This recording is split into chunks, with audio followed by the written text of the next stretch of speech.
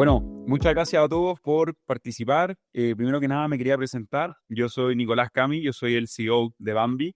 Nosotros desarrollamos un software para ayudar a todas las empresas a gestionar su comercio conversacional en los distintos canales de comunicación con inteligencia artificial y lo hacemos de una manera que sea rápido y sencillo para todos.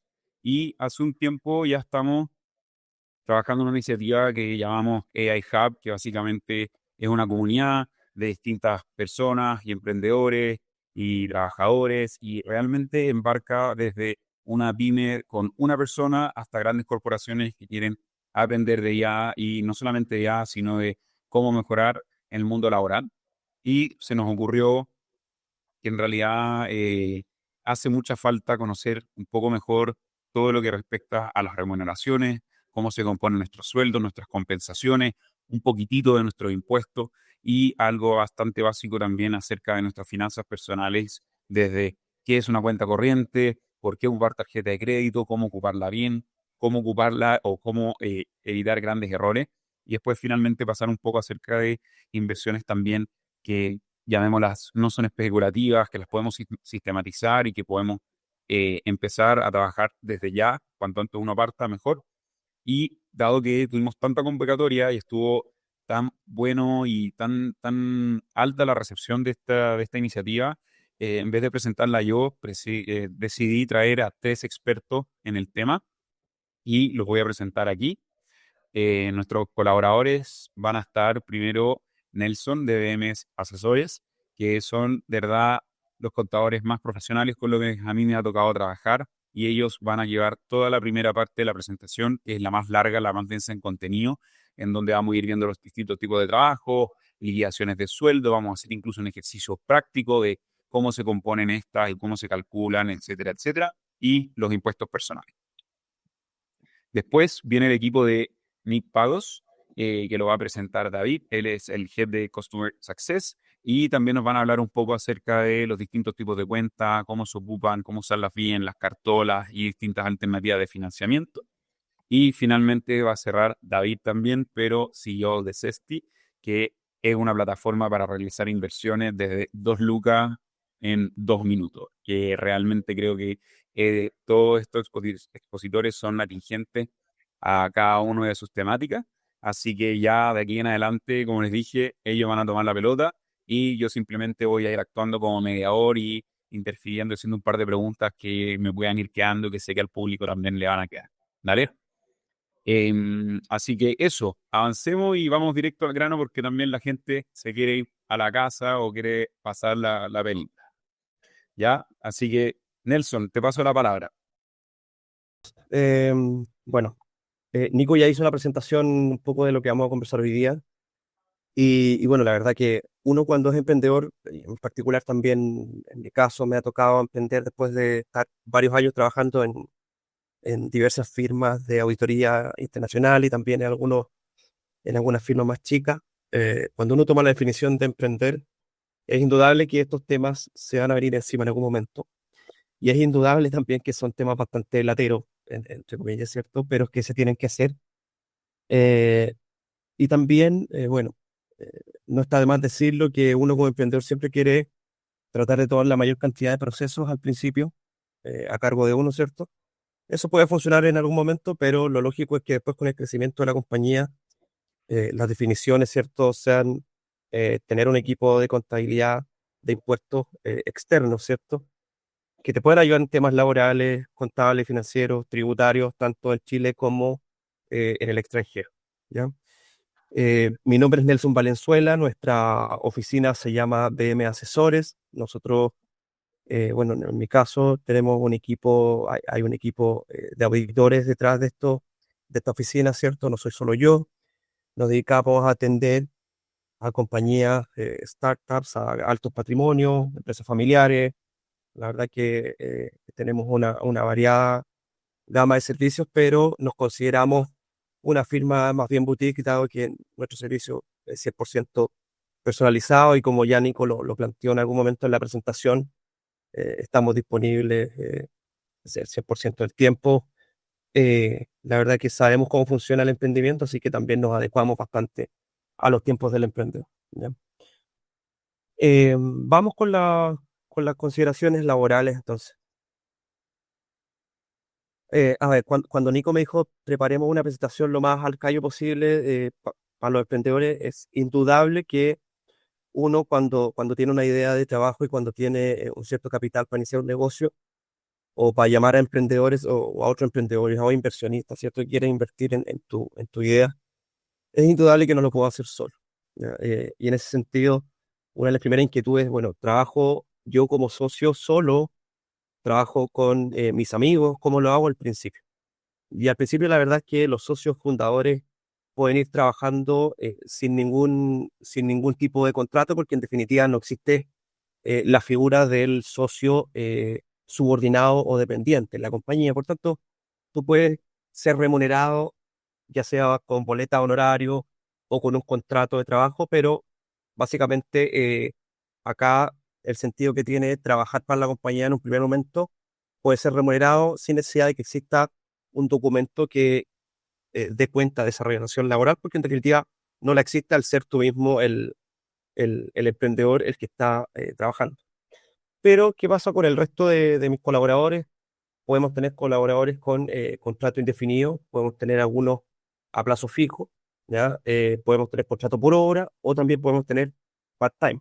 ¿Ya? Ninguno de estos contratos eh, tiene relación con lo que es la boleta de honorario, porque las personas que trabajan bajo una modalidad de honorarios se supone que están ejerciendo su profesión libremente y por lo tanto prestan servicios, puede estar prestando servicios a distintas compañías y por tanto no tienen ningún grado de subordinación con tu proyecto y simplemente van a estar apoyándote en la medida que lo necesites tú como emprendedor o como fundador, ¿cierto?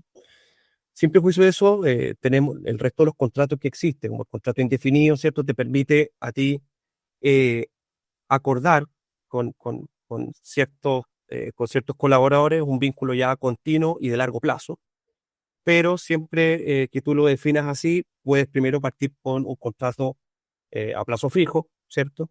En donde tú de partida puedas predeterminar una duración mínima, puedes prorrogarlo, ¿cierto? Y puedes estar hasta de 2 periodos continuos con un trabajador a plazo fijo, ¿ya? La otra alternativa que tienes es contratos por horas, pero la verdad que no se utiliza tanto en la prestación de servicios, sino que más bien tiene un destino agrícola o en la construcción. Se usan otros sectores más bien productivos de ese estilo, ¿ya?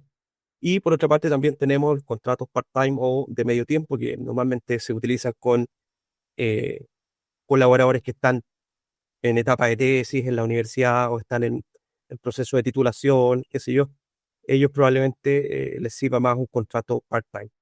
Pero lo recomendable, que yo siempre les digo a mis clientes, comienza con un contrato a plazo fijo porque también ambas partes tienen que ver si existe un ajuste, un acomodo a la filosofía que tiene el emprendedor que quiere impregnar, ¿cierto?, su negocio y también las expectativas que tiene el trabajador. Y luego de eso, evidentemente, si es posible, y ambas partes así lo definen, pasar a un contrato indefinido ya estableciendo todas las condiciones, porque existe también diferencia y costos que vamos a ver a continuación entre tener un contrato a plazo fijo y un contrato indefinido.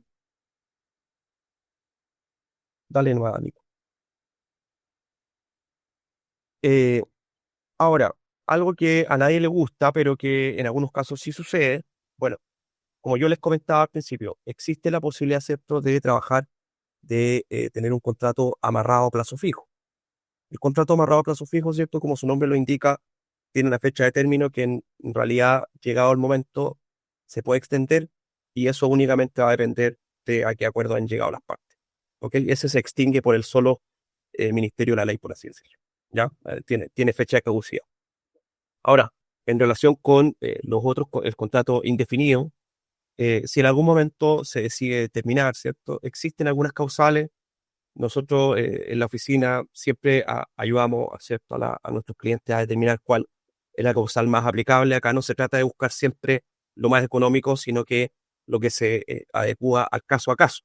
O sea, no puede ser que la gran cantidad de las compañías ha abusado históricamente del despido por necesidad de la empresa. Pero la verdad que existen muchas problemáticas asociadas, por ejemplo, a lo que se menciona del artículo 161 del Código del Trabajo, y que es exponencial la empresa en donde tú tienes de alguna forma la libertad de despedir a un trabajador eh, por cambios, no sé, por baja productividad, porque hay cambios en la economía del país, etcétera, pero al mes siguiente estás contratando a alguien en la misma posición. Por tanto, muchas veces no se justifica usar ese tipo de cláusulas, sino que hay que adecuarlas a la realidad. ¿Ok?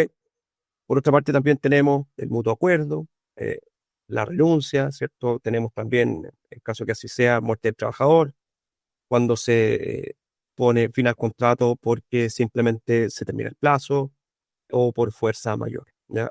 Tenemos el artículo 160 también, que básicamente es cuando concurren ciertos factores como acosos, violencias que hoy día tenemos regulados bajo la ley Karim principalmente, pero son faltas graves, ¿ya? Ese es un artículo que se utiliza en casos muy, muy especiales, ¿cierto? Porque conlleva, hay una carga de prueba generalmente que recae en el empleador y que hay que utilizar con mucho, mucho cuidado, ¿ya? Y finalmente el artículo 163 bis del Código de Trabajo, que se refiere puntualmente a empresas que están en procesos de liquidación, procedimientos concursales, ¿cierto? En donde están siendo intervenidas para poder llevarlas a la quiebra de la mejor forma posible. Pero dentro de estas terminaciones de contrato, a nivel general, digamos que las que más ocurren, ¿cierto? Son por mutuo acuerdo de las partes o bien por necesidad de la empresa. Aunque, insisto, hay que tratar en cualquier caso con mucho cuidado cualquier tipo de estas cláusulas, ¿ya? Para evitar cualquier tema, problema laboral o alguna demanda o finalmente terminar en la dirección del trabajo con un colaborador que eh, puede ser un pleito innecesario, ¿ya? Oye, Nelson, y hay una pregunta, suponiendo yo, como empleado, por ejemplo, ¿estoy obligado a dar aviso 30 días antes? ¿Es algo de por ley o es una buena práctica? ¿Qué pasa en ese sentido yo como empleado? Ujú. ¿Qué obligaciones tengo que cumplir también? Tú no tienes ninguna obligación de renunciar con 30 días de anticipación, pero digámoslo así que la costumbre jurídica o la costumbre laboral en nuestro país al menos es avisar con 30 días de anticipación, dado que también respecto del empleador existe sí una obligación de, en caso de un despido, de dar el aviso previo, de lo contrario tienes que pagar una indemnización de aviso previo al no cumplir esto, y por tanto, digamos, tiene una lógica no escrita en la ley, que el trabajador también tenga esta misma deferencia con el empleador y lo avise. En cargos de confianza, inclusive, yo creo que a algunos nos ha tocado ver esos casos, cargos de confianza que se avisa con 3 meses de anticipación, en donde la información que maneja la persona que está cambiándose, ¿cierto? Porque probablemente está negociando una posición importante en otro lado, implica que esa información tiene que ir paulatinamente traspasándose a otros equipos o a otras personas que no va a ser fácil de abordar. Perfecto. O sea, si a mí la empresa llega y me dice, oye, te tenéis que ir mañana, yo tengo que esperar que los 30 días para adelante me los paguen de manera de Exacto. indemnización porque es un acuerdo que se tiene que cumplir.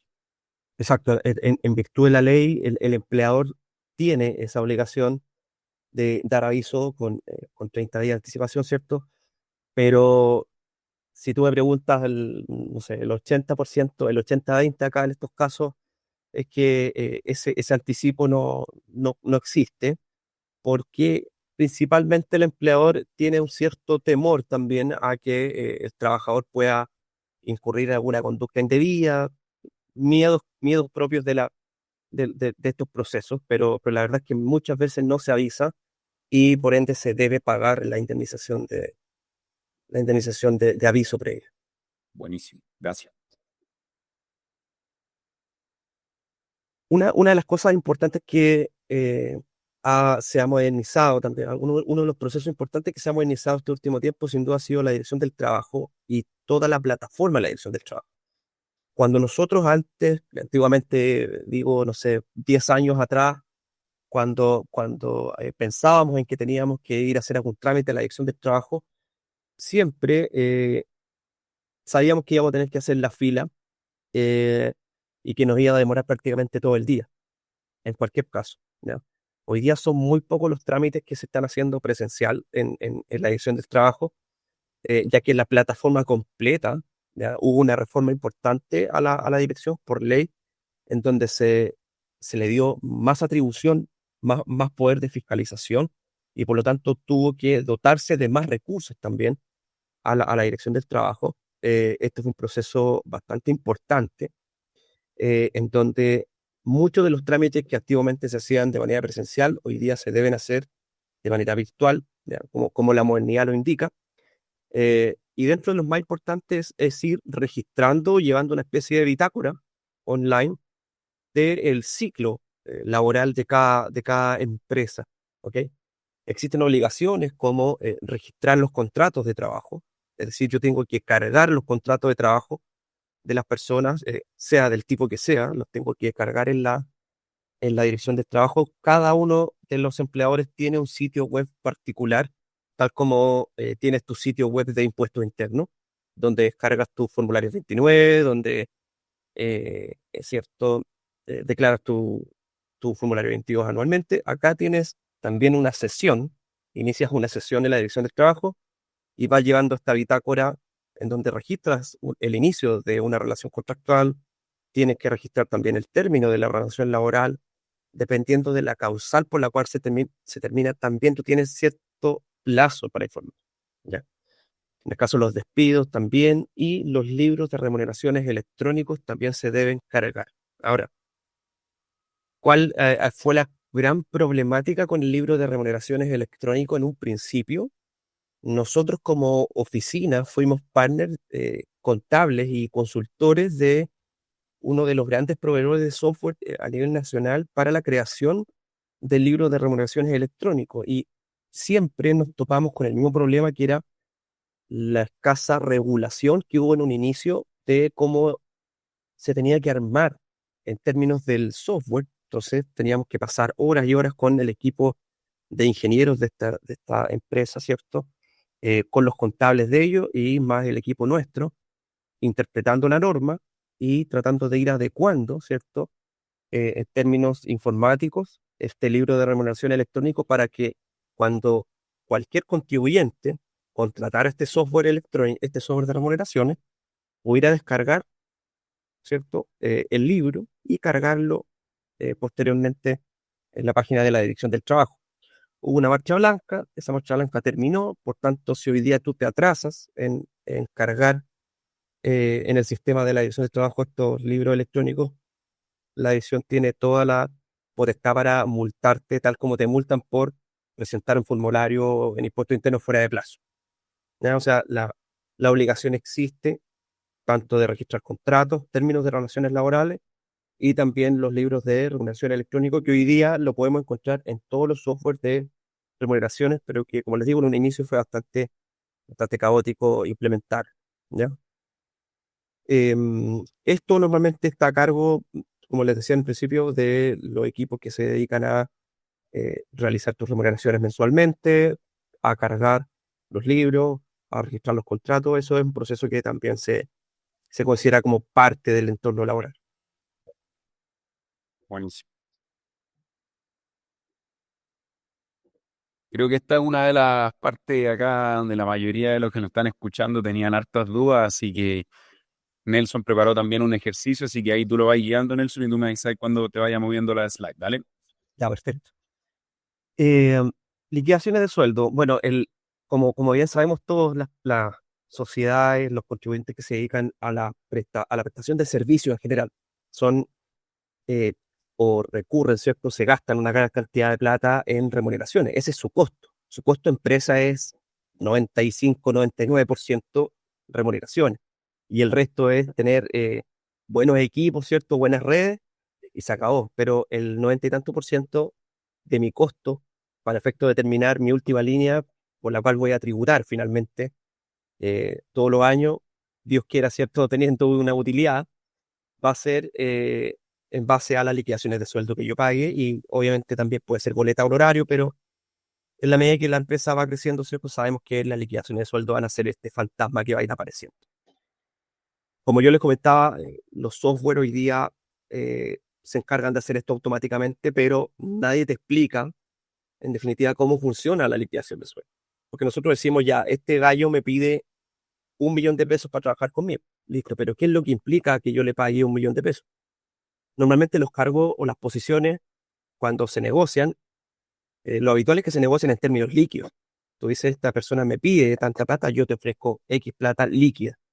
Pero de ahí hacia arriba hay un delta que el empleador tiene que cubrir, sí o sí. O sea, de ese millón, a mí, en realidad, el costo de empresa va a ser 1.250.000, por ejemplo. Por tanto, tengo que tener la doble mirada cuando estoy contratando a una persona. Es importante tenerla porque así puedo determinar siempre mi costo de empresa total. No va a ser siempre el líquido. El líquido es la parte que estoy negociando con el trabajador, pero posteriormente existen estas retenciones que tengo que enterar mensualmente, pero que como yo le ofrecí un líquido, evidentemente me tengo que hacer cargo yo de eso. Nico, ¿levantaron la mano?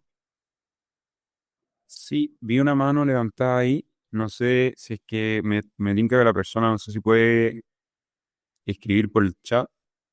Si quiere, deja por el chat y yo mismo las leo al final. No hay problema. Perfecto. Bueno, las liquidaciones de sueldo, en la medida que estén afectas a impuestos, se afectan con el denominado impuesto único de segunda categoría, dado que las remuneraciones se consideran para efectos legales una renta de segunda categoría. Entonces, el impuesto único de segunda categoría es progresivo, se aplica en base mensual y se aplica sobre lo que establece la norma como sueldos, salarios y cualquier otro tipo de remuneraciones que se le paguen al trabajador y que estén por sobre las 13,5 UTM. Ya vamos a ver cuánto significa eso, ¿ya? El empleador, ¿qué es lo que hace? Calcular una renta tributable. Esa renta tributable, ¿ya?, es aquella que el trabajador percibe, ¿cierto?, como remuneración mensual, menos todas las leyes sociales que son de cargo del trabajador. Entonces, ¿qué es lo que tenemos? Tenemos un acordado, una remuneración con el trabajador.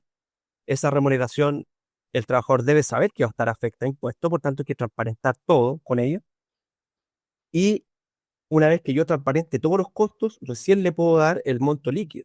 Porque si yo le digo, oye, este es tu sueldo, 1.200.000, y él a fin de mes recibe 1 millón, de inmediato vas a tener un problema, ¿cierto?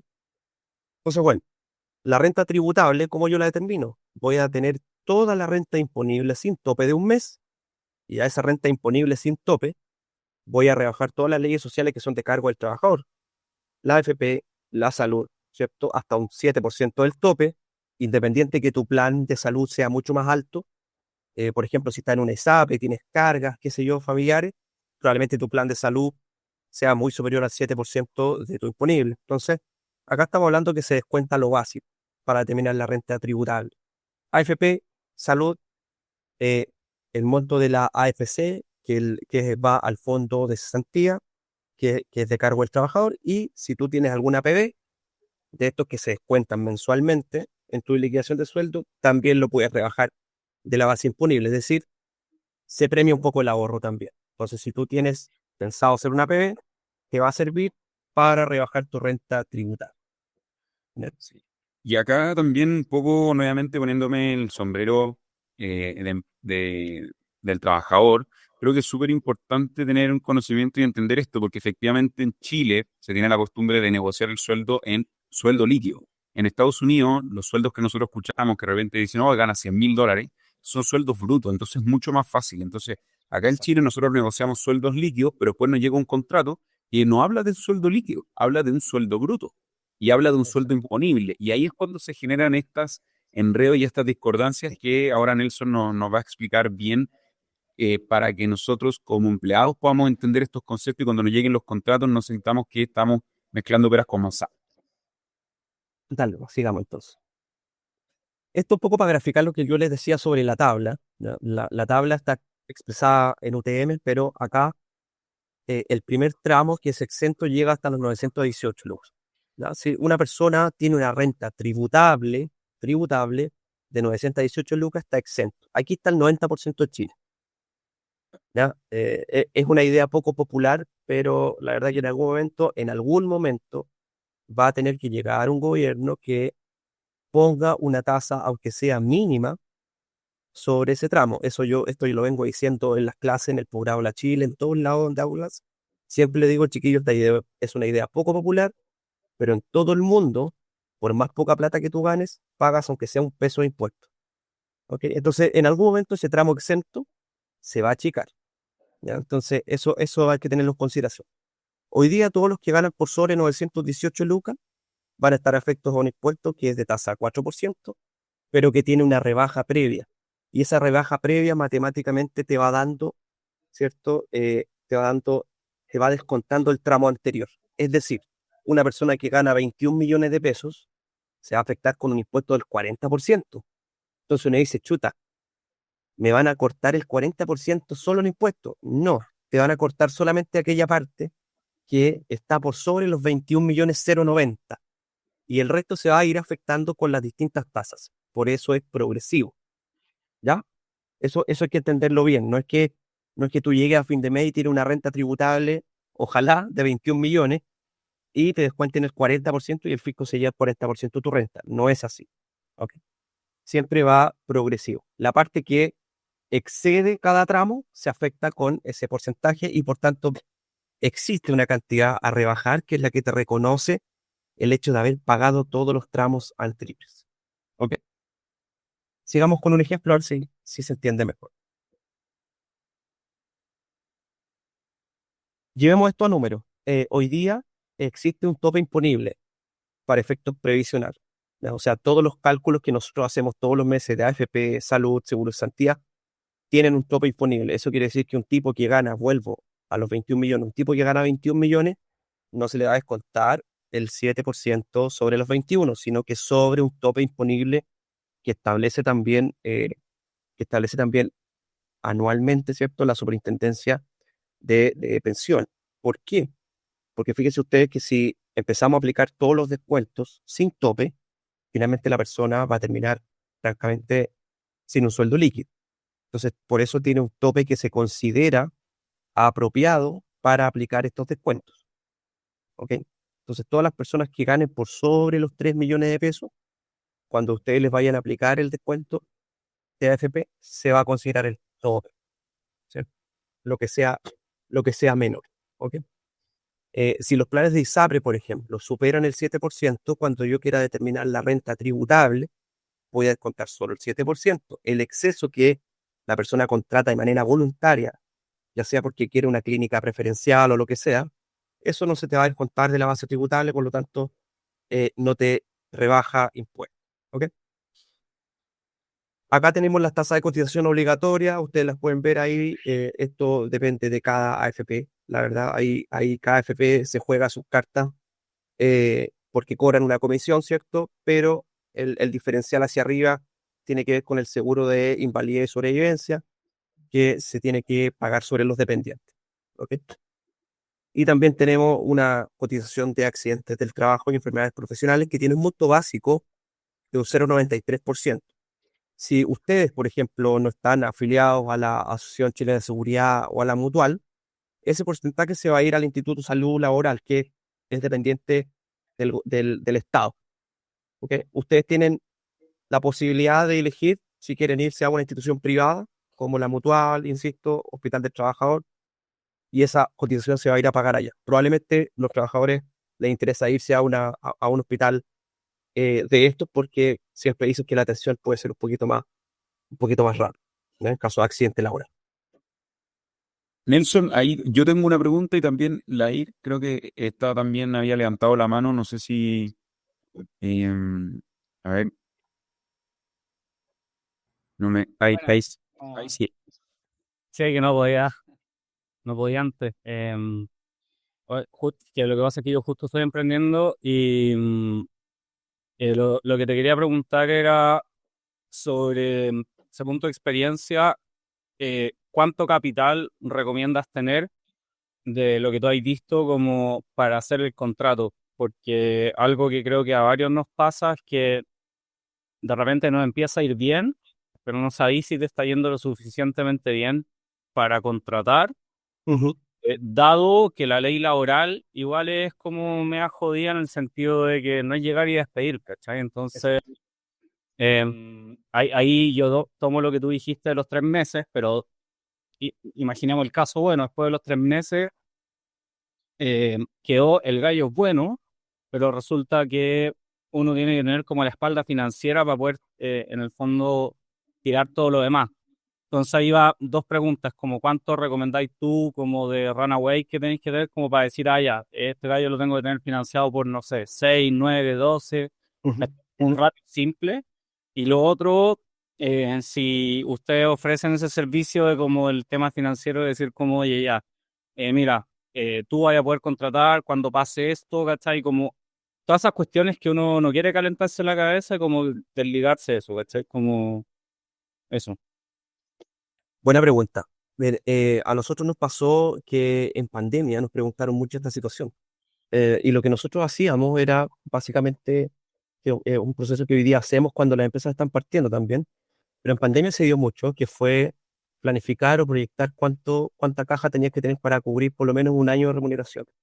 Dicen que un jefe, entre comillas, jefe bueno, un empleador bueno, debería tener por lo menos para cubrir un año de remuneración. Pero yo llevándolo hoy día a lo que es el emprendimiento y un capital de más de riesgo, yo creo que para cubrir 6 meses de sueldos, en el sueldo fruto, hablemoslo así, está bien, porque se supone que 6 meses te da el tiempo suficiente para seguir escarbando y buscando inversionistas y capital, ¿cierto? Pero se decía que en pandemia una empresa tenía que ser capaz por lo menos de cubrir un año, porque fue una situación bastante extrema, en eso concordamos todos.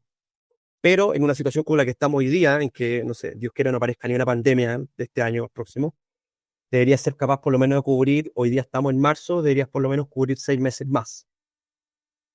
Buenísimo. Muy bueno. Eso es lo que comentaba. Nelson, yo tenía una pregunta relacionada justo a lo que estaban ahora cambiando de vuelta al tema de las liquidaciones.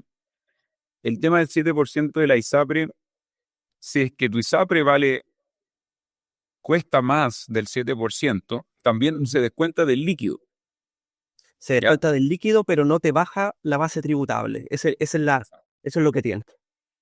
Exactamente. Entonces, muchas veces, ¿qué pasa? Hay empleados, trabajadores que cotizan con una ISAPRE súper alta, que no tienen sueldos tan altos, le llega el sueldo a fin de mes y ven de sorpresa que le llegó menos sueldo líquido y no saben qué fue lo que pasó. Ahí Ese es sí, un tema. recomendar y ver qué pueda estar pasando con la ISAPRE porque puede ser un caso como este. Yo diría que el tema ahí es más bien de confusión, porque uno cuando tiene que contratar a una persona, tú lo que dices es, esta es tu liquidación pro forma, esto tú deberías recibir en marzo del 2025, considera por favor, por escrito todo esto, considera por favor que esta liquidación de sueldos se ha hecho sobre la base del 7% y no te vamos a proponer un sueldo líquido de 10 millones considerando no sé, 20 UEFs que pagas de tu plan de salud. ¿Ya? Aquí lo usual, y yo diría el 99% de las empresas, las propuestas laborales se hacen considerando el 7%. Lamentablemente, eso el trabajador muchas veces no lo tiene en consideración y obviamente cuando recibe su sueldo a fin de mes dice, puta, yo pacté por uno y me están llegando 9.20, no tengo idea.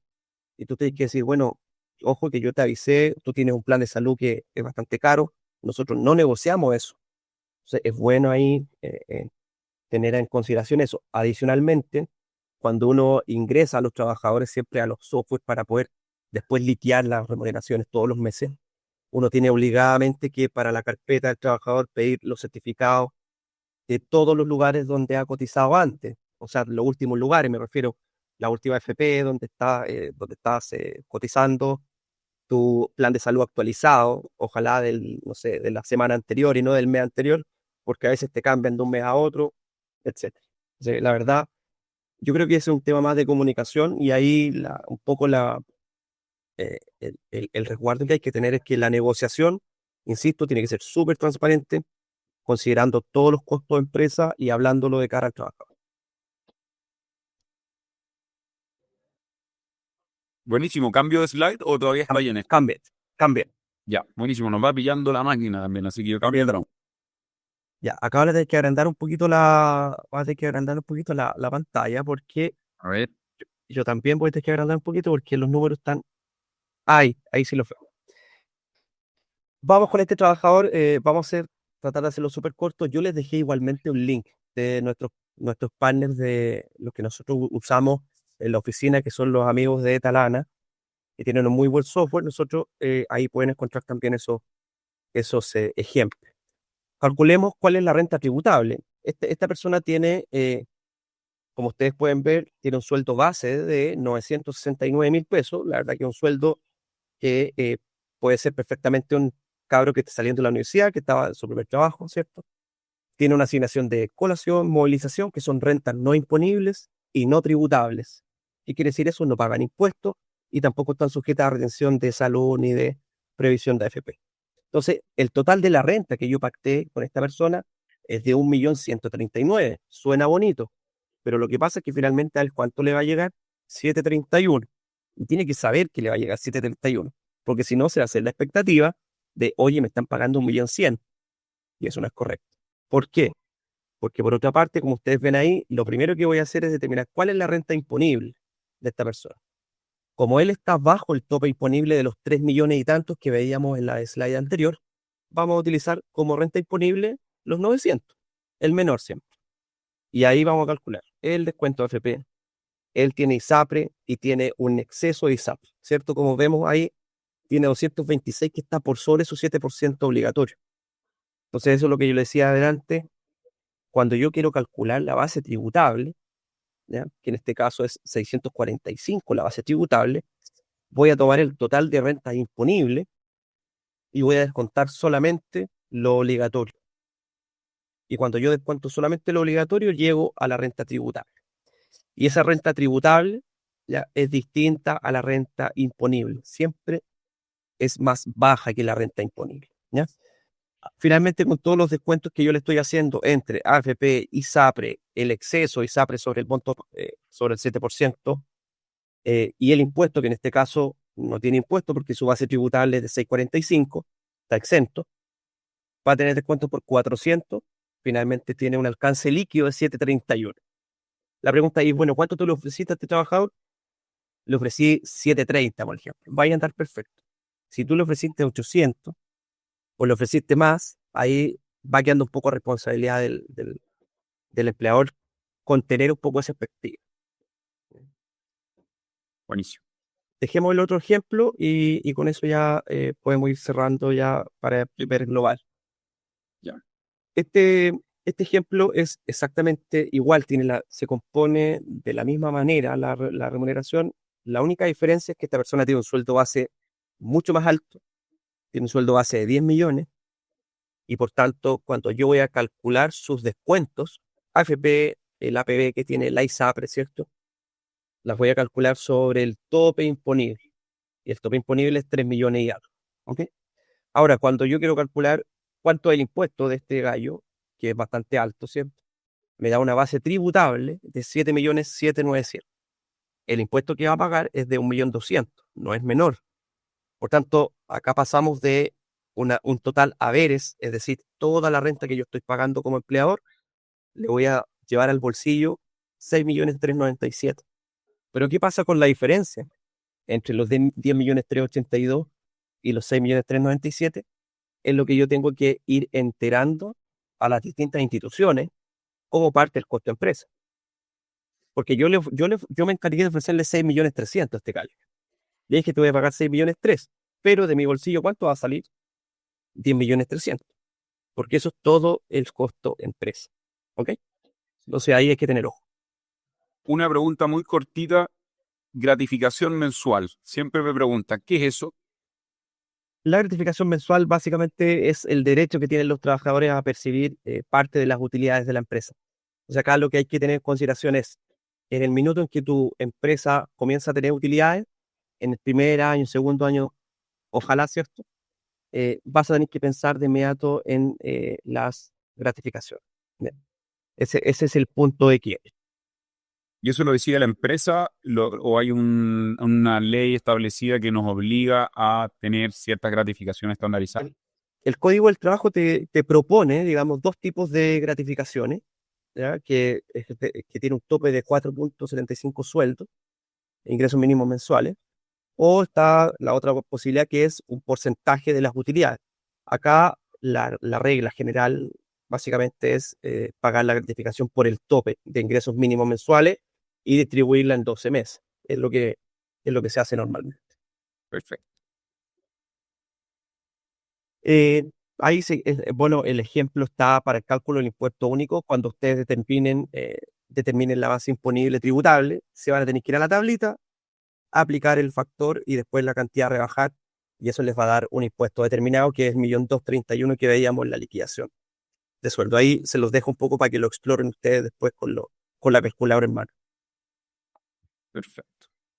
Y finalmente, respecto a los impuestos personales, y esto aplicable principalmente a los fundadores, a los socios fundadores cuando hacen retiro de utilidades, van a caer de inmediato en lo que denominamos bloque complementario.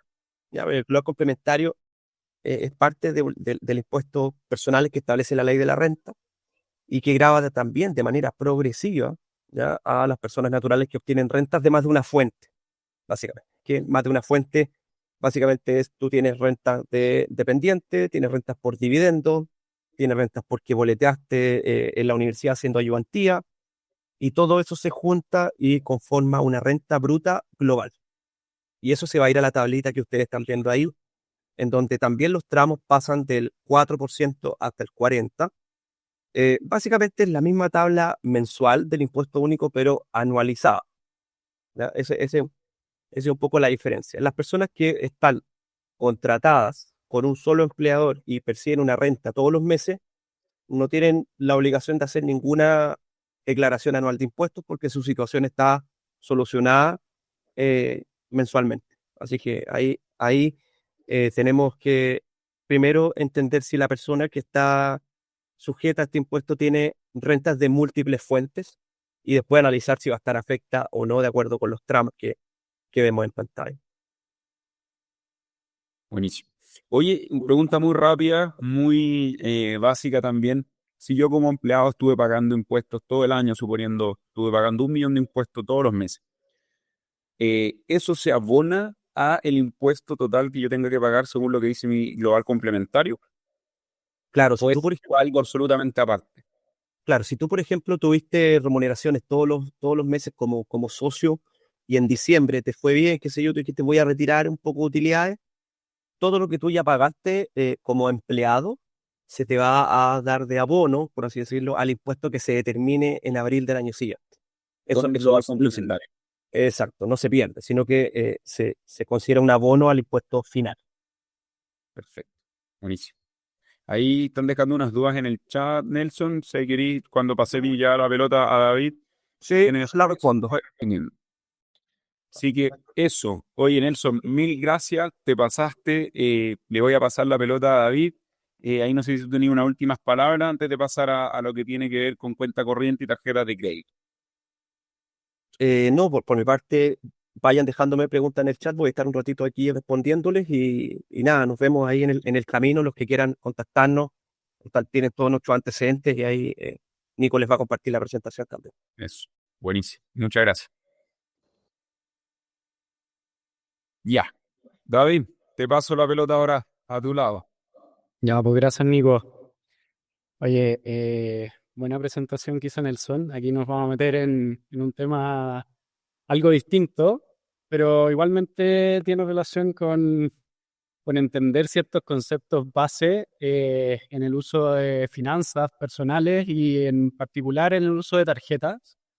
En NIT, donde yo trabajo, al final nosotros promocionamos mucho el uso responsable de las tarjetas porque son una plataforma que permite al final pagar todo tipo de cuentas, desde un arriendo hasta todas tus cuentas básicas con la tarjeta de crédito, con los beneficios que eso implica, pero también con las consideraciones y resguardos que hay que tener por el uso de esta herramienta. Entonces, aquí vamos a ver un poco de eso.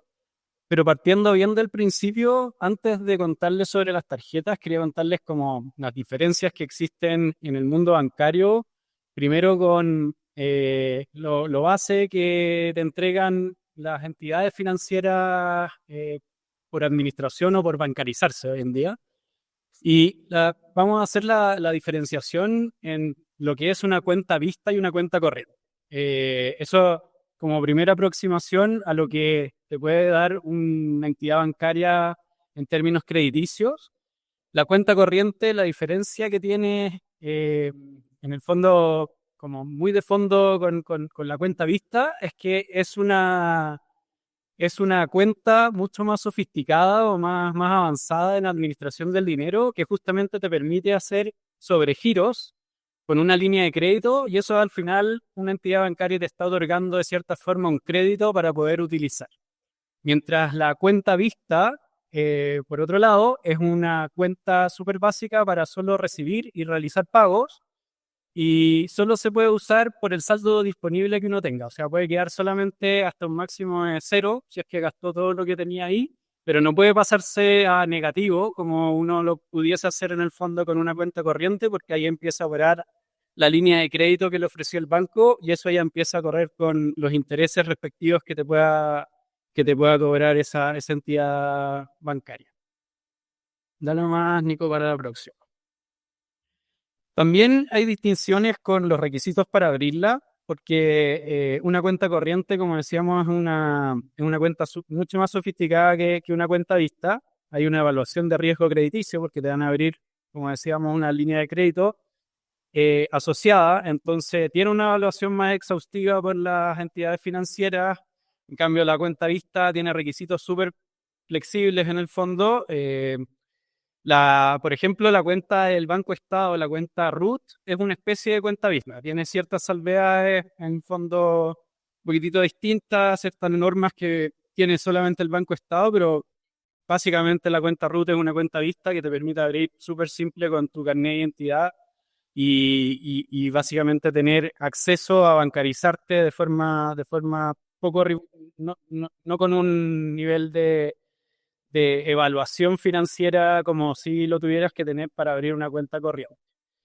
Y también, bueno, en costos y comisiones, la cuenta corriente generalmente tiene costos por mantención, comisiones por transacciones, tiene que tener un seguro de gravamen, por ejemplo, asociado muchas veces a poder ocupar este crédito que te dan con la línea de crédito que te están otorgando, mientras la cuenta vista puede ser gratuita o costos muy menores para poder administrar. Y esa es una diferencia a tener en consideración también en ese sentido. Y por último, con los retiros y transferencias, en una cuenta corriente tú puedes tener total flexibilidad para retirar dinero en cajeros automáticos, no tiene costos asociados generalmente para las personas que giran plata en un cajero automático, mientras una cuenta vista puede tener ciertas restricciones o costos por retiro o máximos en el fondo donde uno pueda abonar mensualmente a dicha cuenta y otras salvedades en el fondo que la hacen un poco más restrictiva en ese sentido comparado con una cuenta corriente. Entonces nos quedamos con que una cuenta corriente al final te da la primera aproximación de acceso al crédito y ahora vamos a ver un poco más profundo sobre justamente una herramienta de crédito que es la tarjeta de crédito, que también las entidades financieras son las encargadas de emitir este plástico o al final hoy en día también son las tarjetas de crédito digitales, no necesariamente tienes que tenerlas de forma física, pero es una herramienta al final que se emite por una entidad bancaria y que te permite tener un cierto cupo que te otorgan en base a tu evaluación de riesgo también, evaluación de historial crediticio y todo lo que hayas hecho en el fondo en el mundo financiero para poder evaluarte y otorgarte un crédito. No es plata en el fondo adicional que uno va a tener, sino que te están otorgando una especie de línea de crédito para ocuparla de cierta forma con este plástico emitido con esta cuenta digital que es la tarjeta de crédito. Pero vamos a ver cómo... Más que una pregunta, quería dejar ahí a todos que nos están escuchando que los que quieran hacer preguntas o hablar o preguntar tienen que levantar la mano, ponerse ahí en la cola y nosotros los podemos ir aceptando. Eso, buenísimo. Ya, entonces, la tarjeta de crédito tiene muchos beneficios, así como también consideraciones que vamos a ver más adelante. Y los principales beneficios que podemos destacar de la tarjeta de crédito es que te otorga una liquidez financiera que no te otorgan quizás otros productos de financiamiento de la misma forma, ¿vale? Y aquí entro a explicar un poco. La liquidez financiera tiene que ver con que te da un cierto aire para comprar cosas con la tarjeta en el fondo hoy día, pero el pago real que tú haces de aquello es desfasado, en el fondo en una cantidad determinada de días posterior, en donde tienes que saldar esa deuda. Lo mismo ocurre en el fondo con la liquidez que te puede entregar un crédito de consumo, cosas así, con la diferencia de que la tarjeta de crédito te da esta liquidez financiera sin cobrarte ningún interés si tú no quieres pagar ningún interés dentro de un plazo de facturación que llamamos. Ya vamos a ver más de eso, pero es un periodo en el fondo de entre 30 hasta 45 días donde tú puedes en el fondo comprar cualquier producto con tu tarjeta de crédito y no incurrir en ningún interés cuando tengas que pagar, ¿vale? Y eso lo vamos a ver con algunos ejemplos más adelante cómo se materializa. También uno de los beneficios que tiene la tarjeta es que al ocuparla recurrentemente para comprar en el supermercado, comprar en un restaurante, mientras uno más lo ocupe, pero también la pague a tiempo responsablemente, va a contribuir en la construcción de lo que llamamos el historial crediticio, y que eso no solamente uno lo va a visualizar en el historial crediticio que tenga con la entidad financiera, con el banco que le emitió la tarjeta que uno tiene particularmente, sino que es un historial que se despliega a lo largo de todo el ecosistema financiero. Entonces, mientras uno más lo ocupe responsablemente, mejores condiciones podría tener para un crédito futuro, un crédito hipotecario y otros tipos de financiamiento que pueda tener en el mundo financiero. O sea, el famoso credit score que muchos conocemos de Estados Unidos no es solo de Estados Unidos, en Chile también existe. Exactamente, exactamente. Con la diferencia aquí, Nico, que el credit score, sabemos qué variables afectan al credit score acá en Chile, pero no es un score público. O sea, como que uno no puede consultar su score crediticio así en un portal tal como en Estados Unidos, que existen este tipo de portales y las personas en general están pendientes como de mejorar su score crediticio y están al tanto de cuál es su score. Aquí las entidades financieras son las encargadas de como administrar ese score y traspasarse esa información, pero al nivel de personas ese score no es tan público, la verdad. Buenísimo. Oye, y uno de los principales factores, entonces, tú decís, para ir construyéndolo, porque eventualmente cuando uno se quiera comprar una casa, hacer una inversión importante para algún negocio, ese score es tremendamente importante para que te financie un banco. Una buena práctica es siempre usar la tarjeta lo más que uno pueda y sacarle el jugo. Sí. Y también, ¿por qué? Porque ahí me voy a como a los otros beneficios que tiene. Te puede dar en el fondo esa flexibilidad de pagar sin intereses. En el fondo no estás pagando por nada extra si la ocupas responsablemente, mejorando tu score crediticio. Y además ganando esto que te da de vuelta, que las tarjetas son como uno de los pocos productos que te dan este retorno de vuelta en términos de puntos, millas o cashback, que es dinero directamente que te pueden abonar las tarjetas por hacer uso recurrente y por tener estos programas de lealtad que tienen asociados muchas veces. Y estos, en el fondo, retornos de las tarjetas van desde el 0,5% hasta el 2% generalmente. Ese es como el rango de retorno que te dan en equivalencia. Cuando uno, en el fondo, acumula millas o cosas así, no son directamente un monto asociable al monto que gastaste, pero sí es convertible. Y cuando esa conversión se hace, en el fondo uno puede eh, eh, materializarlo en que es un porcentaje en ese rango que vemos ahí, un 0,5 y un 2%. ¿Vale? Entonces, son súper buenos los beneficios de la tarjeta de crédito, pero hay que tener en cuenta ciertos conceptos clave, como vemos acá, de pagarla responsablemente y no atrasarse porque te puede pasar la cuenta, no usarla de forma correcta. Y aquí vamos a ver por qué. Lo primero es el concepto del total facturado, que al final la tarjeta cuando tú gastaste, imagínate sacaste una tarjeta por primera vez, empezaste a ocupar tu cupo, supongamos te dieron 600.000 pesos para gastar y decía, ok, yo gasto ahora y voy a pagarla después porque la tarjeta en el fondo me da esa flexibilidad financiera.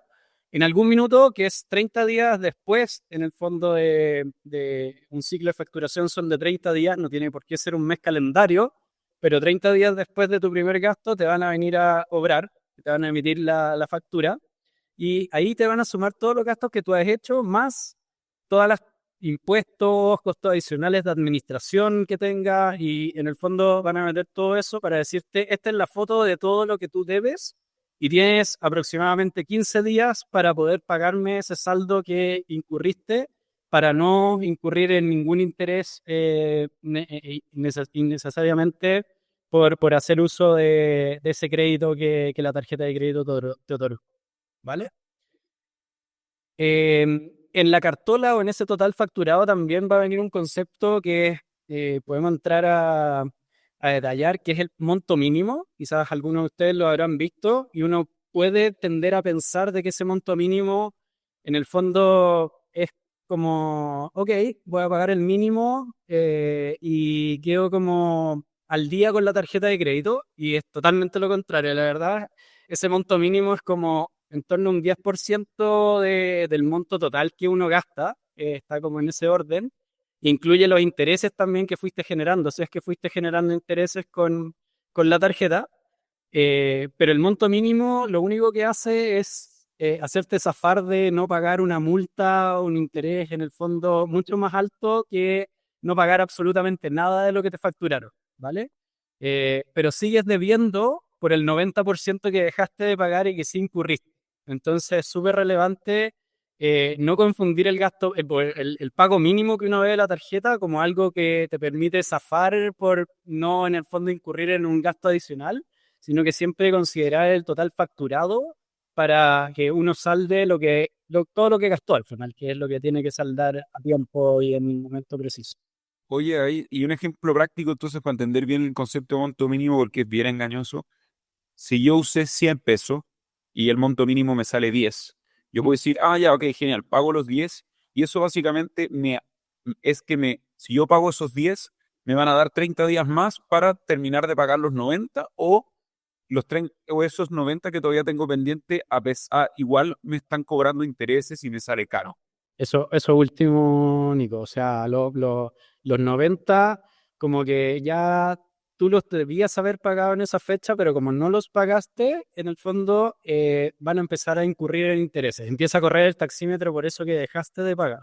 Lo único que evitaste pagando el costo mínimo es un interés más alto que te cobra. De los 10 pesos nomás, o sea, realmente no me salva de nada, me salva de los 10 pesos. Sí, así que es súper tricky ese concepto del pago mínimo, como que no hay que pescarlo mucho, porque en el fondo es como una consideración que viene ahí en el total facturado de la tarjeta, en la cartola, pero es una trampa si es que uno considera que con el pago mínimo está zafando de algo. Seguramente fue diseñado con algún objetivo malicioso. Sí. Bueno, pero al final, otros conceptos importantes que todos quizás hemos escuchado alguna vez con el uso de tarjeta de crédito tienen que ver con el concepto de intereses. Y aquí quiero ser súper explícito en decir que la tarjeta de crédito es un medio que puede jugarte muy a favor sin pagar ningún costo adicional en intereses si es que uno la ocupa responsablemente, como decía. Si es que uno paga el total facturado que veíamos antes a tiempo, dentro del plazo que la tarjeta te dijo que tenías que pagarlo, y no pagaste nada en cuotas que generalmente conllevan intereses, entonces no vas a pagar nada de eso. Pero si tú pagas en cuotas, que son estos pagos parcializados al final, que al final se dividen en distintos periodos, en donde adquieres un bien, digamos, por, no sé, por comprar una lavadora de 500.000 pesos en 5 cuotas, vas a estar pagando cuotas de 100.000 pesos aproximadamente los próximos meses. Pero si la compraste en un comercio que no tenía cuotas sin interés, vas a estar pagando bastante más quizás de los 100.000 pesos, porque te van a cobrar los intereses adicionales en cada cuota sobre lo que te salió la lavadora al contado. Más la inflación, porque te la cobran. Exacto, sí. Si es que A la cuota, si hoy día yo pago 100 y la inflación sube, la próxima ya no es de 100, puede ser de 105. claro, A pesar de que diga cuota sin interés, porque eso también la gente de repente se confunde. claro, es que si es que tiene reajustes en el fondo, las cuotas por algún tipo de indexación al costo de vida, al IPC, efectivamente eso va a subir en las cuotas, pero si es que compra ese mismo bien, pongamos el mismo ejemplo de la lavadora, en cuotas sin interés, sí hay que considerar, y como sale ahí abajo, que pagar cuotas en cuotas sin interés no es absolutamente gratuito, ¿vale? O sea, tiene ciertos costos asociados que son más bien mínimos, como ciertos impuestos que te cobran, y también que son relativamente bajos, pero igualmente hay que conocerlos, y también que si es que tu tarjeta tiene gastos de administración mensual, eso te lo van a cobrar igualmente. Entonces, si es que tú quieres ocupar la tarjeta por una promoción que viste de 6 cuotas sin interés y la vas a ocupar solamente una vez, por pagar en el fondo por esa promoción con esa tarjeta específica, quizás no es tan conveniente porque por 6 meses te van a cobrar un costo fijo de 3 lucas, 5 lucas o lo que cueste en el fondo ese costo de administración, y al final vaya a terminar pagando eso más las cuotas que tenéis que saldar en 6 meses más. Claro. Bueno, y como estos conceptos que vimos anteriormente, todos se detallan en algo que se llama la cartola de la tarjeta de crédito. Las cartolas de la tarjeta te las emiten, como decía, en una fecha específica las entidades que emiten las tarjetas. Y, ¿cómo se llama? Son bastante distintas hoy en día entre banco y banco, pero incluyen estos conceptos que estábamos viendo recién. Hoy en día hay un proyecto de ley del Ministerio de Economía que está haciendo que estandaricemos esto, está como en licitación para que se estandarice esto y la gente lo pueda entender como de una misma manera, independiente de la tarjeta que tenga.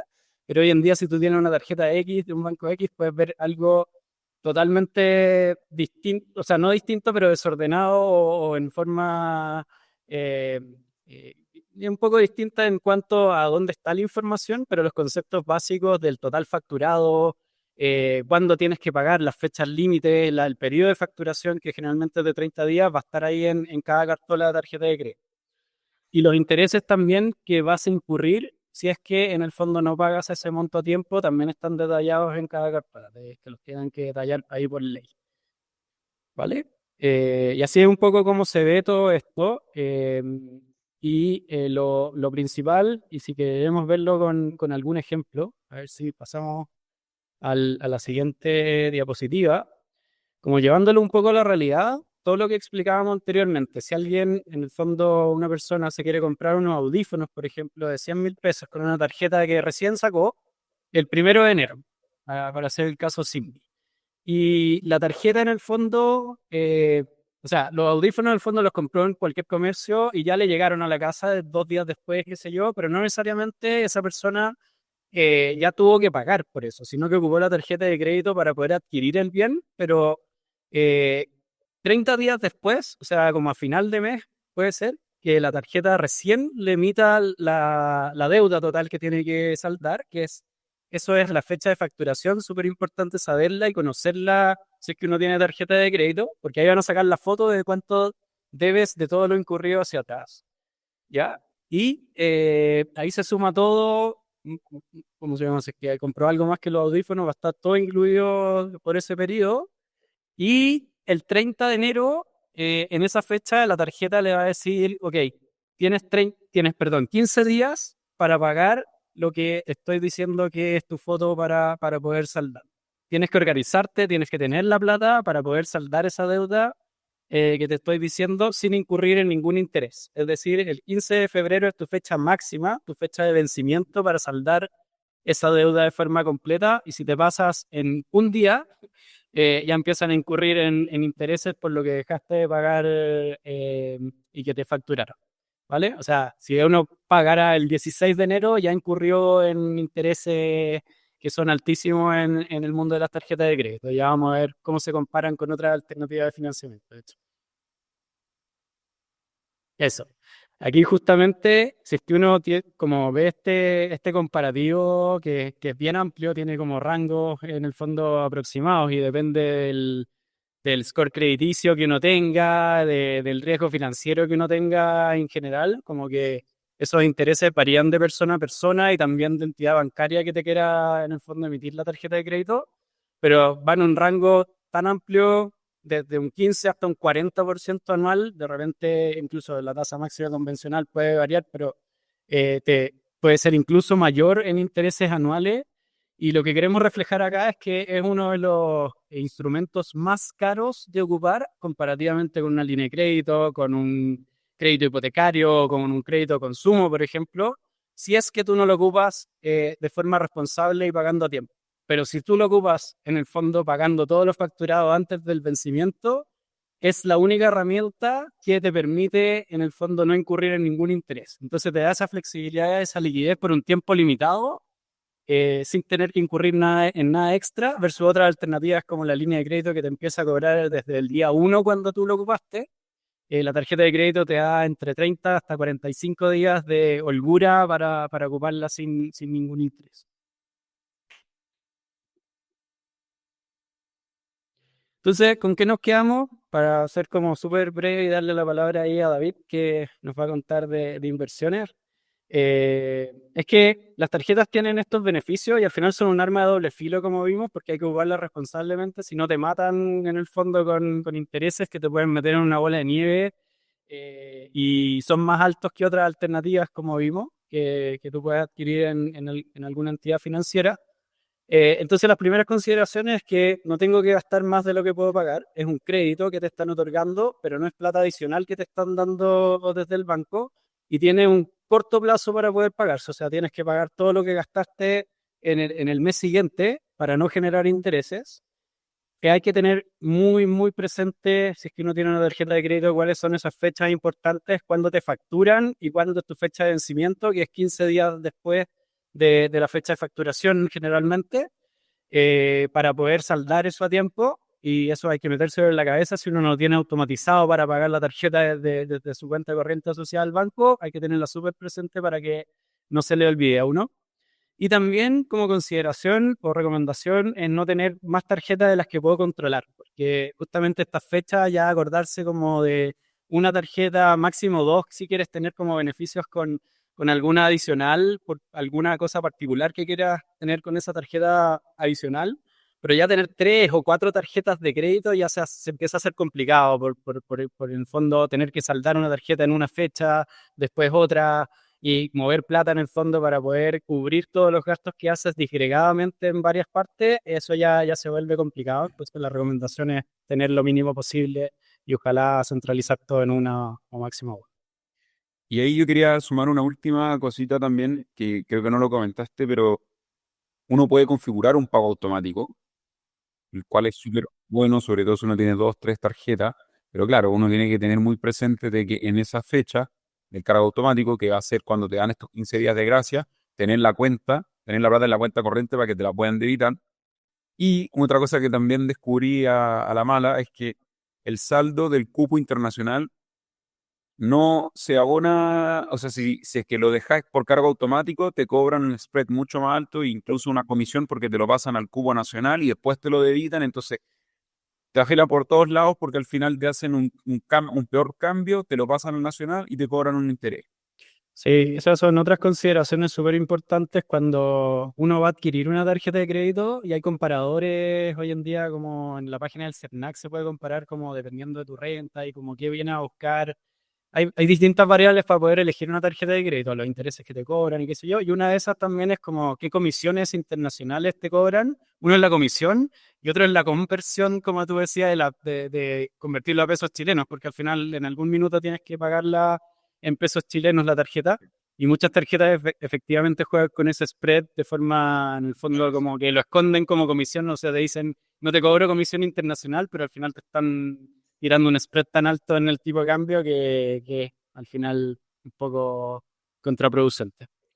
Un buen tip ahí también pagar la tarjeta internacional en horario bancario, lunes a viernes entre 9 y 2 que te cobran menos interés también. O sea, menos spread. Sí, pues te aseguras porque, claro, porque se ve la tasa efectiva que está en el minuto y si no, el banco tiene que especular cómo va a partir el día siguiente quizás con ese Y, tipo. y se da un margen más grande, exactamente. Ya, buenísimo, oye, muchas gracias. Perdonen ahí que estoy pasando ahora un poco más rápido, pero para pasarle ahora ya la palabra a David de Cesti, que también nos va a contar la última patita de este webinar de la parte de inversiones. Gracias, Nico. Hola a todos, mi nombre es David. Yo soy el CEO y cofundador de Cesti, una app para invertir en fácil y desde 1.000 pesos. Hoy día Nico me invitó un poco a este webinar para hablarles sobre los conceptos básicos de inversiones y darle algunos tips que ojalá los ayuden a poder invertir de manera informada, de manera responsable. Pero, para no aburrirlos con mucha teoría, partamos al tiro con un ejemplo. Digamos que por 30 años, todos los meses, vas ahorrando 200 lucas. Si tú guardas toda esa plata mes a mes bajo el colchón, / cuenta corriente, pasados los 30 años vas a tener 72 millones de pesos. Pero si esas mismas 200 lucas las hubieses invertido, podrías tener 317 millones de pesos, que es lo que aparece ahí en la slide. Y esto, la slide que sigue, muestra que es una diferencia de 245 millones de pesos entre la persona que ahorró pero no invirtió y por otro lado la persona que decidió crear el hábito de invertir religiosamente esa plata todos los meses. Y esta diferencia se debe en gran parte por algo que se llama el interés compuesto, que quizás algunos de ustedes han escuchado, y que nosotros muchas veces usamos, por eso la gráfica, la analogía de la bola de nieve. Y básicamente el interés compuesto es un efecto que se va generando cuando uno reinvierte las ganancias de las inversiones que uno tiene. Por ejemplo, para hacerlo así muy simple, tú tienes $100 y inviertes en algo que te da una rentabilidad del 10% anual. Pasa el año en esa inversión y al final de ese año vas a tener $110. Si esos 10 que ganaste los gastas, al año siguiente inviertes en la misma inversión que vuelve a rentar 10%, vas a tomar 100, los vas a hacer rentar nuevamente al 10% y vas a quedar de nuevo con 110 y por lo mismo vas a ganar $10 nuevamente. Pero si repetimos ese mismo proceso y en vez de gastarnos esos $10 y volver a mantenerlo acá en la inversión, o sea, invertir al año siguiente los 110 que tienes, esos 110 rentándolos en un 10% van a terminar siendo, en vez de 10 en ganancia, va a terminar siendo 11. Porque al final lo que estás haciendo es que no solo estás haciendo rentar el capital inicial que pusiste, sino que también estás haciendo rentar la patita o esa rentabilidad que obtuviste el año anterior. Y eso, si lo empezamos a hacer de manera repetida año tras año, empieza a generarse esto que es un efecto exponencial y empieza a generarse esta bola de nieve que les decía recién. Y lo que pasa finalmente es que el tiempo pasa a ser el mejor aliado en las inversiones. Y mientras más años, y mientras antes partas, digamos, mucho más años vas a tener para poder hacer que este efecto de bola de nieve o efecto del interés compuesto haga que tus inversiones crezcan de manera exponencial. Entonces, hasta este punto, lo que tenemos son, los primeros tips son, o recomendaciones, primero, partir lo antes posible, incluso con montos bajos. Lo más importante que el monto, yo diría, que es la cantidad de tiempo durante el cual estás invirtiendo.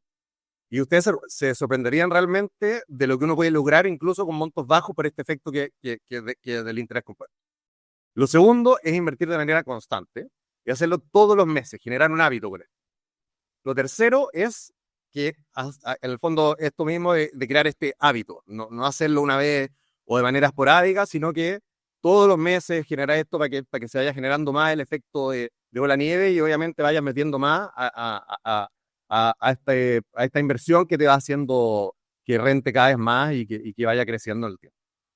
Entonces, una cosa que yo hago, de hecho, antes de pasar a esto, es que mucha gente nos pregunta, además, cómo ordenarnos, cómo ser como metódico. Y la verdad, mi consejo, lo que yo hago es que a mí me llega mi sueldo y antes, lo que uno hace normalmente, te llega tu sueldo y empezás a pagar las cuentas, empezás a gastar, digamos, y al final ves cuánto te queda y eso lo inviertes. Normalmente, y a lo que le pasa a la mayoría de la gente es que te termina quedando cero o quizás negativo. Y lo que yo hago es al revés. En el fondo, siempre intento que me llegue mi sueldo y lo primero que hago es separar una parte que yo tengo definido y esa parte yo la ahorro, la invierto y después me las arreglo para poder gastar y tendré que ver cómo, en el fondo, usar la plata que me queda para poder cubrir mi gasto. Pero lo primero es invertir. Ese es como el gran consejo, una técnica que uso yo. Ahora sí, la slide que sigue. A ver, ahora entendiendo todo esto como la idea, digamos, digamos que se convencieron a invertir, la pregunta es ¿en qué invertir? Y me imagino que todos han escuchado hartas cosas, hay muchas opciones, están los depósitos, están las inversiones inmobiliarias, está el cripto, hay muchas opciones y a veces un poco marean. Y yo creo que lo mejor y la idea en esta presentación, voy a hablar de dos instrumentos. La primera es las acciones, que es la que está ahí, si queréis quedar aquí, Nico, porque después voy a explicar un poco. Son las acciones, y la segunda es los famosos ETF, que algunos quizás lo han escuchado. ¿Y por qué hablar de esos dos? Porque para una persona joven tiene mucho sentido invertir en este tipo de instrumentos financieros. ¿Ok? Entonces partamos con las acciones. Lo primero es que, como muestra esta gráfica que hicimos, esta imagen, una acción es un pedacito de la propiedad de una empresa. Entonces, por ejemplo, si uno compra acciones de Amazon, lo que está haciendo es convertirse en dueño de una pequeña parte de esa empresa. Incluso si la empresa reparte dividendos, le va a llegar un dividendo en la proporción de lo que él tiene en la empresa a través de esta acción. Y las acciones, la verdad, son consideradas un tipo de inversión relativamente riesgosa porque su rendimiento va a depender de muchos factores, de los cuales a veces no tenemos mucho control. La economía, la competencia entre esa empresa y otra, tensiones geopolíticas, esas cosas afectan obviamente a la empresa. Pero lo que siempre uno tiene que saber en las inversiones es que generalmente, mientras mayor es el riesgo que uno toma, generalmente también la recompensa es mayor. Y eso es muy importante, obviamente. No existe una comida gratis, como dijo Milton Friedman. Si uno realmente quiere rentar y en el fondo y lograr este efecto de bola de nieve de manera más rentable, uno tiene que ir tomando un poquitito más de riesgo. Y lo segundo, ahí sí pasamos a lo que son los ETF, que es un poco lo que más me quiero enfocar en lo que les voy a hablar hoy día. Los ETF son básicamente fondos que cotizan en la bolsa. Por lo mismo, se comparan muchas veces con los fondos mutuos, porque son un fondo, son un paquete. Y es un instrumento de inversión que permite que con un solo clic uno puede invertir de una en muchos activos o acciones distintas. Nosotros muchas veces usamos la analogía de que es como una especie de bolsa de dulce surtido, donde uno, en el fondo, en vez de comprar un paquete con un tipo de dulce, invierte en paquete con distintos sabores. Y la gracia de los ETF es que, especialmente si estás partiendo, te aliviana la carga de tener que tú estar eligiendo en qué acción invertir y haciendo análisis, y te permite diversificar tu portafolio de una manera así muy sencilla, muy rápida y además muy barata. Eso es muy importante. Por ejemplo, si inviertes $100 en un ETF, esos $100 automáticamente se pueden convertir en cientos o miles de acciones de una sola vez. O sea, metes 100 y puedes estar por esos 100 invertidos en 2.000 acciones. Ahora la que sigue, esto un poco para entender la gracia de este instrumento que es muy, muy, muy útil, muy, muy bueno. Un poco la comparación con otros instrumentos que muchas veces estamos familiarizados. La gracia que tiene un ETF es que es súper atractivo porque primero es muy barato.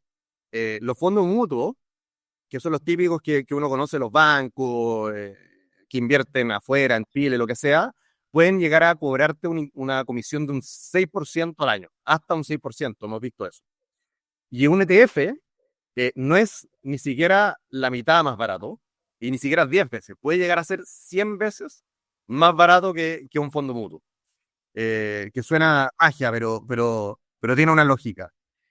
Y David, no sé si también podía hacer alguna analogía porque uno dice, me cobran 5% de administración, no es nada, 4% no es nada, pero ¿cómo eso mata una rentabilidad? Obvio. O sea, en el tiempo, a ver, el tema acá es que tú estás invirtiendo $100, por ejemplo, y si te están cobrando 5%, quiere decir que ya partiste al año siguiente con un 95%. Tú tienes que rentar la inversión de la que estás haciendo en estas acciones, tiene que rentar sobre ese 5% para que salgas con suerte positivo.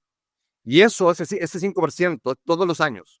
Entonces, la verdad, si tú haces, lo viéramos un poco más gráfico, te resumo un ejemplo, en el tiempo, esta cuestión es brutal, es un poco ese efecto que decíamos del interés compuesto, que es exponencial hacia arriba, este efecto un poco exponencial hacia el otro lado. ¿cachai? En un año es fuerte, pero en el largo plazo esa exposición es exponencial para el otro lado. Entonces es realmente muy potente.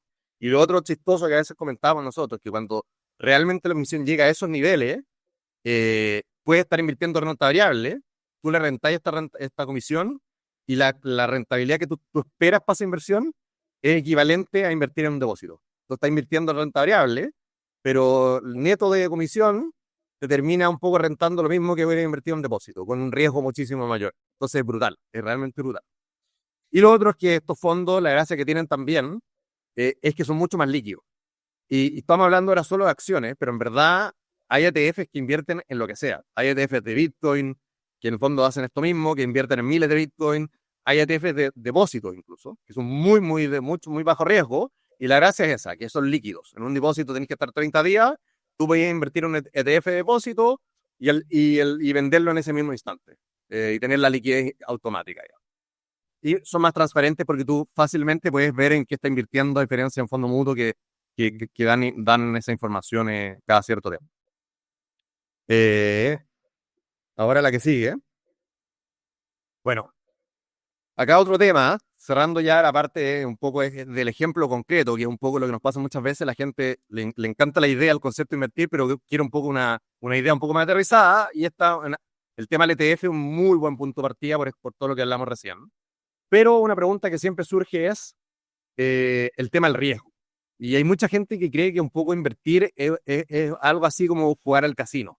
Y pareciera ser que los resultados al final dependen casi que del azar, de la suerte. Y la verdad que eso no es el caso. Es verdad que las inversiones tienen cierto riesgo, pero sí tienen una lógica y sí tienen rentabilidad esperada. Y además hay estrategias muy utilizadas y probadas que permiten manejar el riesgo. Y la primera, que es la que sigue, es quizás la más famosa, que suena muy intuitiva, pero es de los grandes descubrimientos de la academia en los últimos 100 años. Y de hecho, si uno tiene clases de finanzas, es el tema, el primero que se presenta, el primero que te enseñan, que es la diversificación. Que lo hablamos un poco con los ETF, pero acá me quiero explicar un poquito más. Y básicamente significa no poner todos los huevos en la misma canasta, por eso ahí la gráfica.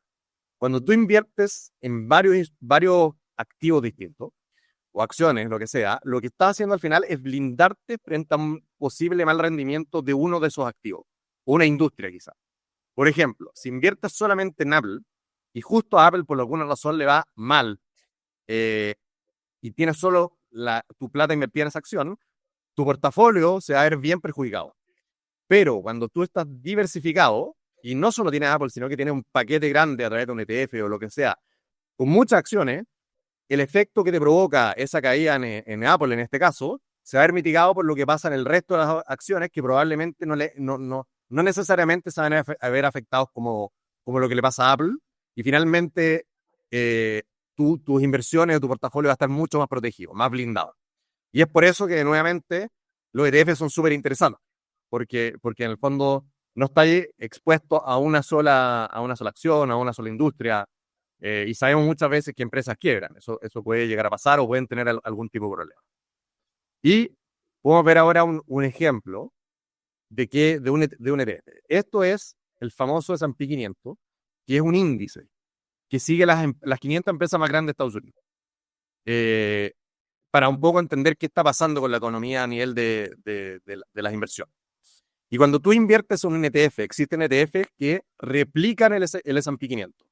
El fondo invierten de la misma manera y se mueven de la misma manera que el ETF 500. Entonces, para que se hagan una idea, si tú estuvieras invirtiendo en este ETF, lo que estaría pasando es que tus $100, por ejemplo, que invertiste en este ETF, se estarían repartiendo de la manera que aparece ahí. El 7,6%, por ejemplo, o sea, $7,6 en la práctica, se estarían invirtiendo en Apple. El 6,6% se estaría invirtiendo en Microsoft. Y así en adelante se estaría dividiendo tus $100 en todas esas acciones. Y esa división, nuevamente, se hace simplemente con un clic invirtiendo en este ETF. Y en el fondo así estás expuesto a esas 500 empresas de una. Y la gracia, por ejemplo, en este caso hay muchos ETF, pero este es de los más famosos, es que tú te estás, en vez de exponer a una sola empresa, te estás exponiendo a básicamente la economía de Estados Unidos. O sea, la economía de Estados Unidos va bien que es un poco lo que uno espera a largo plazo, que es uno de los países más importantes del mundo y que más pesa, tú vas a estar expuesto a eso, a ese ciclo, y no al de una empresa. Y lo que sigue es otra estrategia que es lo que se llama la relación riesgo-tiempo. Y más específicamente es invertir a largo plazo. Y veamos esto con un ejemplo, de nuevo utilizando el último índice que vimos recién, que es el S&P 500, que es de las 500 empresas más grandes de Estados Unidos, que es la slide que sigue. Entonces acá podemos ver el rendimiento de este índice en muchos años, desde el 1926, o sea, hace casi, 100 años, y se puede ver ahí contrastando con varios episodios y cosas que han pasado en la historia. Si uno hiciera un zoom al gráfico, uno podría ver, por ejemplo, una de estas caídas, alguna de estas crisis, la pandemia, alguna crisis financiera, y podría haber también subidas, bajadas. Lo que pasaría probablemente es que uno especialmente en las bajadas, uno se asustaría. Y si uno solo invierte pensando en el ahora, y no con la perspectiva que es la que yo recomiendo, que es de largo plazo, es muy probable que al vivir una de estas caídas bien fuerte, uno entre en pánico y decida vender. Y el problema es que puede ser que estés vendiendo antes de tiempo. La gracia de ver este gráfico ampliado y no con ese zoom es que se puede ver como claramente, independiente de estas caídas, que a veces fueron muy fuertes, en este gráfico grande casi se ven como movimientos muy chiquititos y como caídas momentáneas. Y si se fijan, la tendencia claramente, la tendencia histórica claramente es hacia el alza. Entonces, ver esto de esta manera, con esta perspectiva, nos va a ayudar a fijar una estrategia mucho más a conciencia y no caer en este pánico que producen estos movimientos momentáneos muchas veces de las acciones, por ejemplo.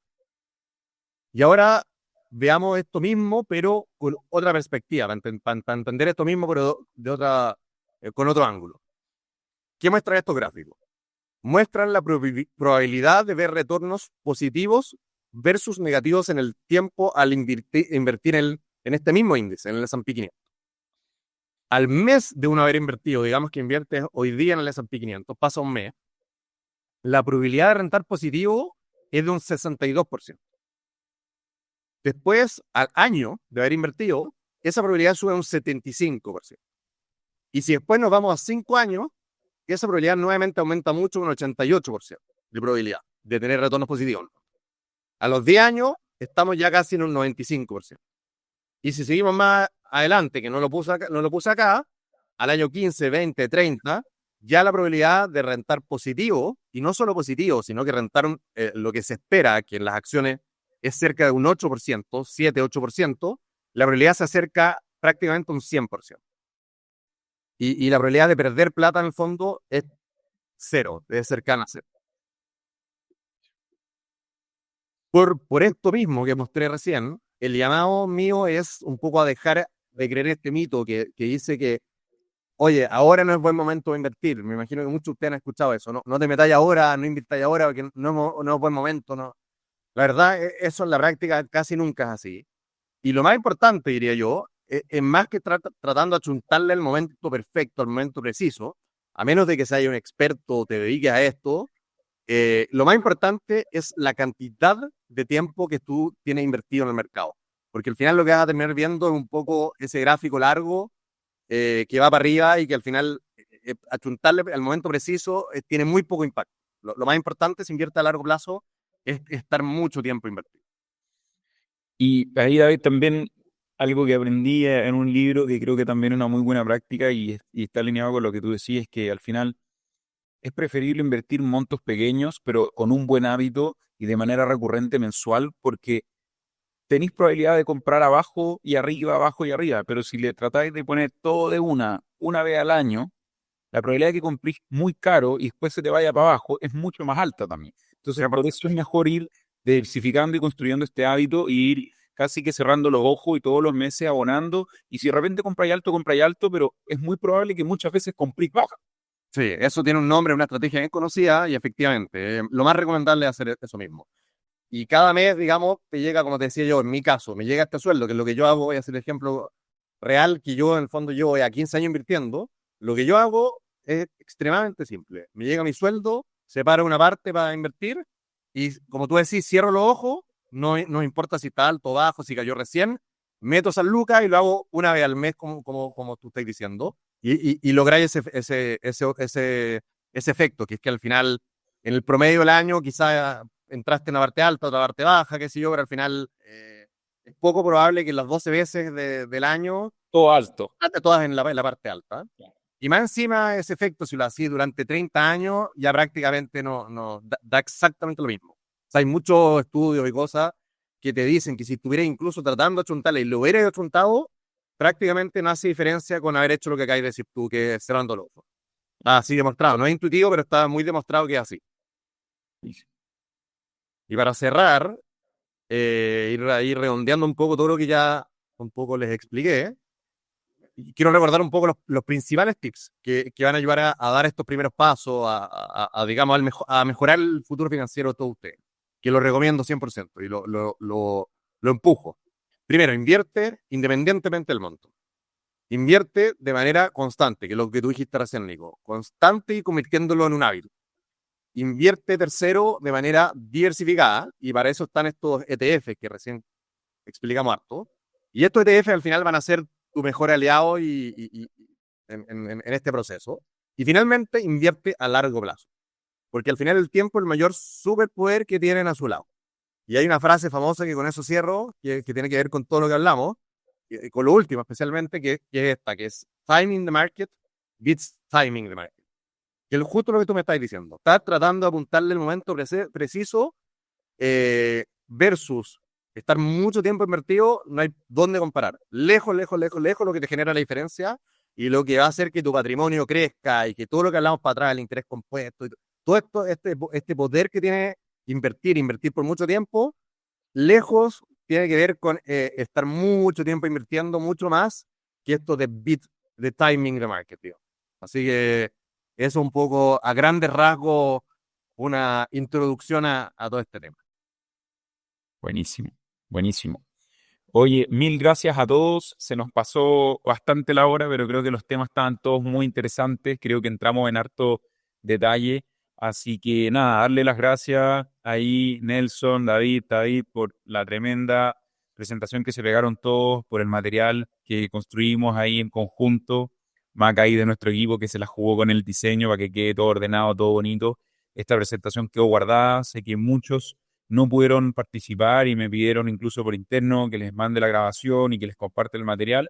Así que durante la semana vamos a estar haciendo eso, vamos a estar sacando cápsulas de este mismo webinar que estuvimos teniendo acá, y también los invito a seguir a Cesti, a Nit, a Nelson, que siguen y ponen tips y hablan mucho de esto y pongan en práctica las cosas que estamos comentando. Son cosas sencillas, pero que de verdad, si se aplican, cambia la vida. O sea, sacarle el provecho a la tarjeta de crédito, pagarla a tiempo, invertir en cosas baratas, en un buen hábito, entender tus remuneraciones, entender tus impuestos, son como 3 pilares que de verdad van a ayudarnos a tener un futuro un poco financiero mucho más liviano, de un buen pasar y sin tener problemas en ese sentido. Así que eso, muchas gracias a todos.